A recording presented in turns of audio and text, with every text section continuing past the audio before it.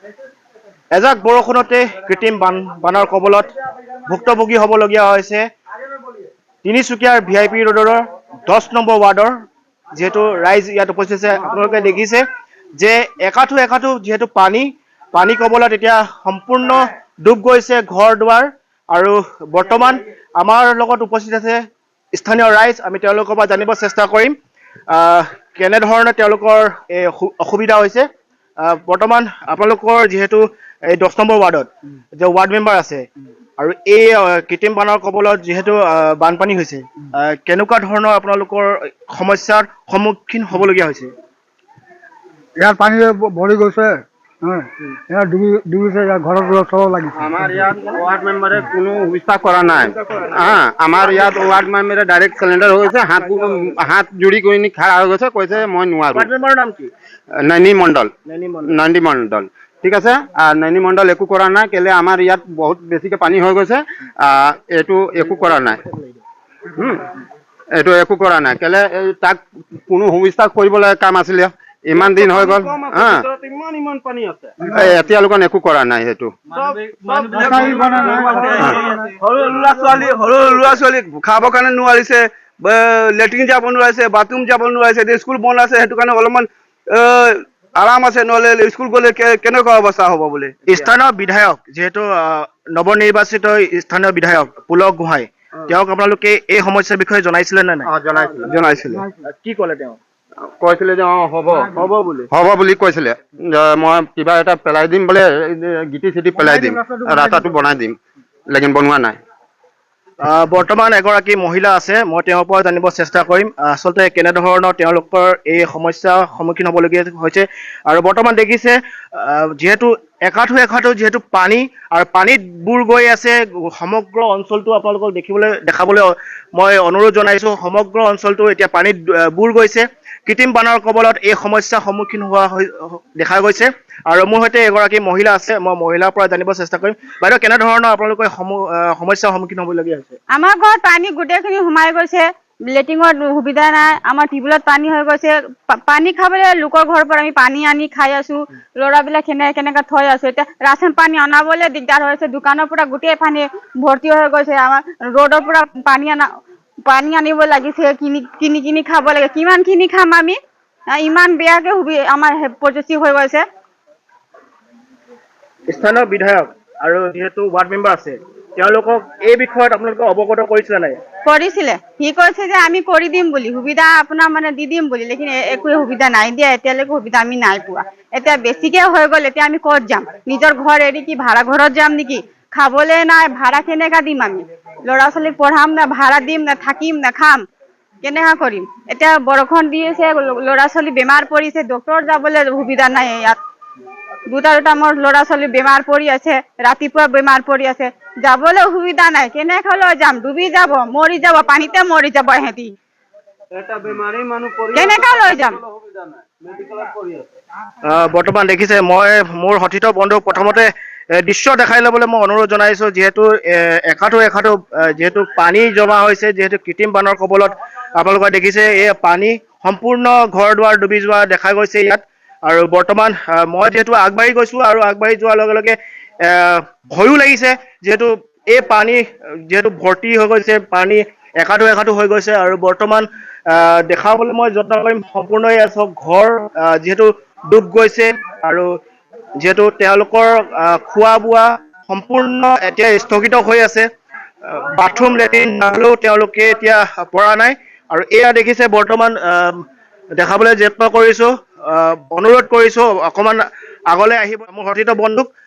যিহেতু দেখিছে একাঠু পানী ইয়াত জমা হৈছে আৰু বৰ্তমান আপোনালোকে দৃশ্য দেখিছে এতিয়া তিনিচুকীয়া এই জৰাজীৰ্ণ সমস্যাৰ সমাধান কাৰণে কোনো বিভাগীয় কৰ্তৃপক্ষ এই সময়ত ইয়াত আহি উপস্থিত হোৱা নাই তেওঁলোকক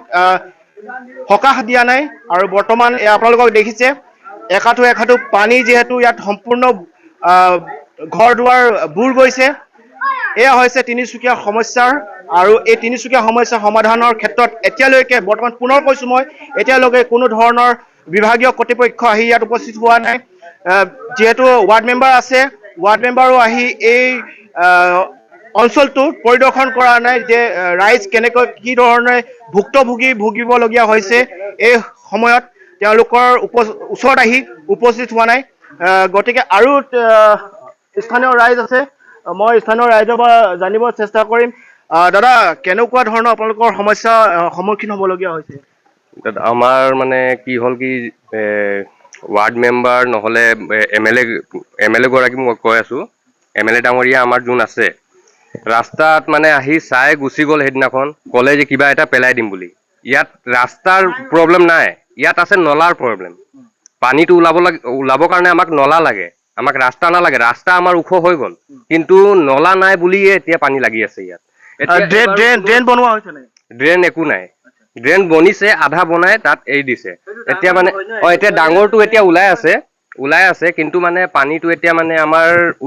টাউনৰ পানীটো এতিয়া হেৰি হৈ আছে। এতিয়া আমাৰ ৱাৰ্ড মেম্বাৰক মই বাছ ইমানে হেৰি কৰিম যে MLA ৰ লগত হেৰি কৰি আমাৰ পানীটো অলপ ওলাই দিয়ক। পানীটো ওলাই গ'লে আমাৰ একো হেৰি নাই, অসুবিধা। এই ৰাস্তাটোও এতিয়া কাম হৈছে ইয়াত, এই ৰাস্তাটোতো কাম হৈছে। ব্লক ইটা আমাৰ নাছিলে আগত আমাৰ ৰাস্তা একদম ভঙা চিঙা আছিলে। বান সুৰক্ষা যিহেতু কৰ্তৃপক্ষ, বিভাগীয় কৰ্তৃপক্ষ আৰু লগতে আপোনাৰ স্থানীয় যি আপোনাৰ ৱাৰ্ড মেম্বাৰ আছে, তেওঁলোকে পৰিদৰ্শন কৰিছে নে এই অঞ্চলটো? মই তেওঁলোকক অনুৰোধ জনাইছো যে আমাৰ মানে পানীৰ যেনেকুৱা অসুবিধা আছে, তাৰ মাজত আহি কিবা এটা মানে সুবিধা কৰি দিয়ক। কিবা এটা সুবিধা কৰি দিলে গাঁৱৰ যিমান মানুহ আছে চবে তেওঁলোকৰ হেৰিতে আছে। আমি জিকাইছো সেইকাৰণে জিকাইছো যে আমাৰ লগত থাকিব আমাৰ গাঁৱৰ মানুহ। এই অঞ্চলটোত কিমান মানুহ ইয়াত বসবাস কৰে? ইয়াত ধৰি লওক 3000, মানে আমাৰ 10 নম্বৰ ৱাৰ্ডত 3035 মানুহ ইয়াত হেৰি আছে। মই আগলৈ যাবলৈ চেষ্টা কৰিম। যিহেতু দেখিছে এটা ঘৰলৈ আমি এতিয়া বৰ্তমান সোমাই গৈছো, আৰু বৰ্তমান আপোনালোকে দেখিছে ঘৰৰ ভিতৰত যিহেতু পানী সোমোৱা এয়া দেখা গৈছে। যিহেতু দেখিছে সম্পূৰ্ণ ঘৰৰ ভিতৰত যিহেতু এয়া নলা নৰ্মদা পানী যিহেতু ইয়াত ঘৰৰ ভিতৰত সোমাই গৈছে। দাদা, এয়া ঘৰ আপোনাৰ? এনেকুৱা ধৰণৰ এতিয়া সমস্যাৰ সন্মুখীন হ'বলগীয়া হৈছে, যিহেতু আপোনালোকৰ ঘৰত পানী সোমাই গৈছে। কেনেকুৱা ধৰণৰ সমস্যাৰ সন্মুখীন হ'বলগীয়া হৈছে? সমস্যা মানে কি ক'ম আৰু, পানীটো সোমাই গ'ল, ৰাতি বৰষুণ দিলে পুৰা। সমস্যাৰ কি হ'ব সেইটোতো মই চিন্তা কৰি আছোঁ। যিহেতু পুনৰ যদি বৰষুণ আহে ৰাতিলৈ, তেতিয়া আপোনালোকৰ কেনেকুৱা ধৰণৰ পৰিস্থিতি হ'ব? পুনৰ হ'লেতো এইটোতো নলা ওলাব লাগিব ক'ৰবাৰ পৰা, এই চাইডৰ পৰা। আগত নলা আছিলে, এইটো নলাটো জাম হৈ গ'ল নেকি। এই 1 নম্বৰ গেটৰ ওচৰত নলাটো আছিলে। এতিয়ালৈকে আপোনালোকৰ খোৱা ৰন্ধা বঢ়া কেনেকৈ মানে কেনেকে কৰি আছে? এনেকে মানে টাটা লগাই কিনে বাছ এইটোৱে। স্থানীয় যিহেতু বিধায়ক আছে আমাৰ তিনিচুকীয়া সমষ্টিৰ যিহেতু স্থানীয় বিধায়ক পুলক গোহাঁই, নৱনিৰ্বাচিত এইবাৰ যিহেতু জিকিছে, তেওঁক কি জনাব এই সমস্যাৰ বিষয়ে? যিহেতু কৃত্ৰিম বানৰ ফলত আপোনালোকৰ ঘৰত যিহেতু পানী সোমাই আহিলে আৰু সম্পূৰ্ণ অঞ্চলটো এতিয়া পানীৰে ডুব গৈ আছে, তেওঁক কি জনাব এই বিষয়ে? এইটো মানে মুখিয়া ক'ব লাগিব, মুখিয়া ক'লেই হ'ব। এইটো মুখিয়াই ক'ব লাগিব পানীটো কেনেকা ওলাব, কি হ'ব এইটো কথা। বৰ্তমান যিহেতু আপোনালোকে দেখিব পাৰিছে কৃত্ৰিম বানৰ কবলত এয়া যিহেতু একাঠো পানী। মোৰ সতীৰ্থক প্ৰথমতে মই দেখাবলৈ অনুৰোধ জনাম যে দেখিছে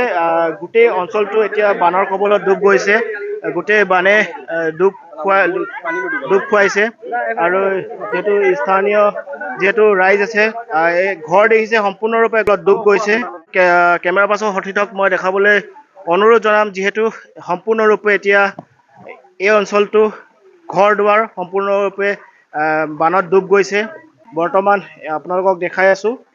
খোৱা যিহেতু টিউবৱেলো এতিয়া সম্পূৰ্ণৰূপে ডুব গৈ আছে, আৰু তেওঁলোকৰ পানী খাবৰ কাৰণে খুবেই কষ্ট দেখা গৈছে। তেওঁলোকৰ যিহেতু খাদ্য সামগ্ৰীও এতিয়ালৈকে বনাব পৰা নাই। হয়, দেখিছে বৰ্তমান যিহেতু কৃত্ৰিম বানৰ কবলত এতিয়া সম্পূৰ্ণ ডুব গৈ আছে। বানৰ কবলত যিহেতু পানী দেখিছে আপোনাৰ মোৰ ভৰিৰ, মই কেমেৰা পাৰ্চনক দেখাবলৈ অনুৰোধ জনাইছো, মোৰ ভৰিৰ একাঠুত ওপৰলৈকে পানী যিহেতু ভৰি গৈছে, আৰু এইসমূহ অঞ্চলত যিহেতু তেওঁলোকে বসবাস কৰি আছে, আৰু এয়া দেখিছে সম্পূৰ্ণৰূপে ডুব গৈছে। সম্পূৰ্ণৰূপে এতিয়া ডুব গৈছে, ঘৰ দুৱাৰ সম্পূৰ্ণৰূপে এতিয়া ডুব যোৱা দেখা গৈছে, পৰিলক্ষিত হৈছে। যিহেতু আৰু সম্পূৰ্ণৰূপে এয়া দেখিছে মই আগলৈ আৰু যাব নোৱাৰো কাৰণ যিহেতু পানী খুবেই বেছি বাঢ়ি গৈছে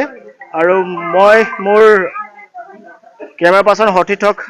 জুম কৰি দেখাবলৈ মই অনুৰোধ জনাম দেখিছে আপোনালোকে দেখিছে এজন ব্যক্তি যিহেতু গৈ আছে আচলতে এয়া কোনো পথ নহয় এয়া হৈছে আপোনাৰ এই পৰিৱেশটো আপোনালোকে দেখিছে কিমান পানী ডুব গৈ আছে আৰু সম্পূৰ্ণৰূপে গোটেই ঘৰত যিহেতু পানী সোমোৱা পৰিলক্ষিত হৈছে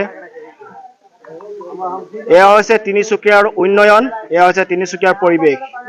যিহেতু আৰু এজন ব্যক্তি আছে আমি তেওঁৰ পৰা জানিব চেষ্টা কৰিম কি জনাব মই ছাৰ বগীবিলৰ গৰাখহনীয়া মানুহ গৰাখহনীয়া বগীবিলৰ ইয়াত 58 চনত অহা মানুহ মই আজিলৈকে ইমান পানী মই দেখাও নাই আৰু মেম্বাৰ যিমানেই হওক ওলালে ইয়াত কোনো এটা কাম কৰিব নোৱাৰে কিন্তু এই প্ৰকাশ চৌহান আছে সেইটো বহুত কাম কৰিলে আমাক প্ৰকাশ চৌহান কোনো কাম কম কৰা নাই আৰু এতিয়া বৰ্তমান আমাৰ যি অৱস্থা হৈছে ঘৰৰ ভিতৰত দেখিছে নহয় গোটেই পানীয়ে পানী হয় নহয় আপোনালোকে দেখিছে আৰু কোনো এটা সুবিধা দিয়া নাই আমাক কেলে দিয়া নাই আমি ক'লে কি কয় যে এইটো বোলে এতিয়া নহ'ব বোলে অহা বছৰ হ'ব বোলে এতিয়া মই একো কৰিব নোৱাৰিম যাতে পোষ্টত কেলে উঠিলা পোষ্টত উঠিব নালাগিছিলে হয় নহয় কেনেকুৱা ধৰণৰ আপোনালোকৰ এই সময়ত জৰাজীৰ্ণ ভুগিবলগীয়া হৈছে আপোনালোকৰ খোৱা বোৱা আৰু হোটেলৰ পৰা পুৰি আনো ছাৰ হোটেলৰ পৰা পুৰি আনি চব ঘৰ পুৰা তলমূল হৈ গৈছে হোটেলৰ পৰা পুৰি আনি সেইটো খাই আছো উপায় নাইকিয়া লেট্ৰিন বাথৰুম কৰিবলৈ কেনেকুৱা ধৰণৰ লেট্ৰিন বাথৰুম কৰিবলৈ সেই তাত যাওঁ মোৰ ঘৰ এইটো ভিতৰত আছে কিন্তু লেট্ৰিন কৰিবলৈ সেইটো দোকানটো আছে নহয় তাৰ ভিতৰত যাওঁ ছাৰ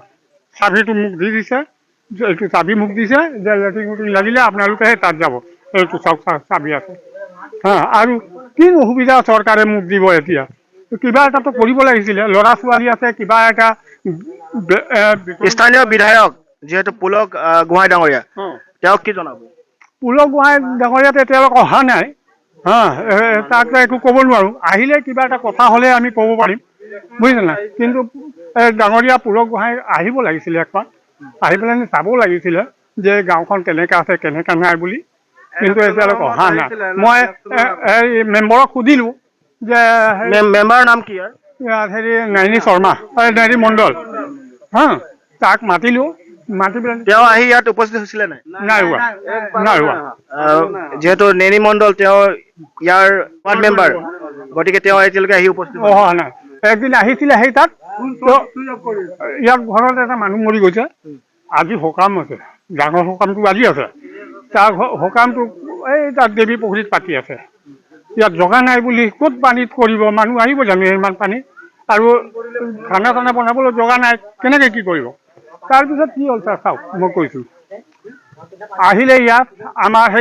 এইটো কি আছে এজন ৰায় মানুহ আছে যে আমাৰ প্ৰেচিডেণ্ট আছিলে তাৰ ৱাইফ আহিছিলে আৰু এজনী মাইকী মানুহ আহিছিলে ইটাখুলিৰ পৰা জয়া সংঘ তো তাহাঁতক মই ক'লোঁ সিহঁতি কৈছিলে পেলাই দিম বুলি বোলে দুৱাৰ মুখত তাৰ মানে য'ত সকামটো হ'ল তাত মাটি এই পাথৰত পেলাই দিম নয়নী মণ্ডলে কি কৈছে এতিয়া নহ'ব চব ধুলাই হৈ যাব মোক কৈছে মই ক'লো কেলে ভাই যেনে তেনে সি কঢ়িয়াই নি মানে নিজৰ জেগাটো ওখ কৰি ল'ব তেতিয়া মানুহ থিয় থাকিব পাৰিব হয় নহয় কিন্তু সেইবোৰ কথা নাই সেইটো স্থগিত কৰি দিলে তিনিচুকীয়া প্ৰশাসন তিনিচুকীয়াৰ বিধায়ক ডাঙৰীয়া তেওঁ এই অঞ্চলটোত যিহেতু চকু দিবলৈ অনুৰোধ জনোৱা হৈছে মই তিনিচুকীয়াৰ পৰা অভিলেখ গগৈ বৰডুবি লাইভ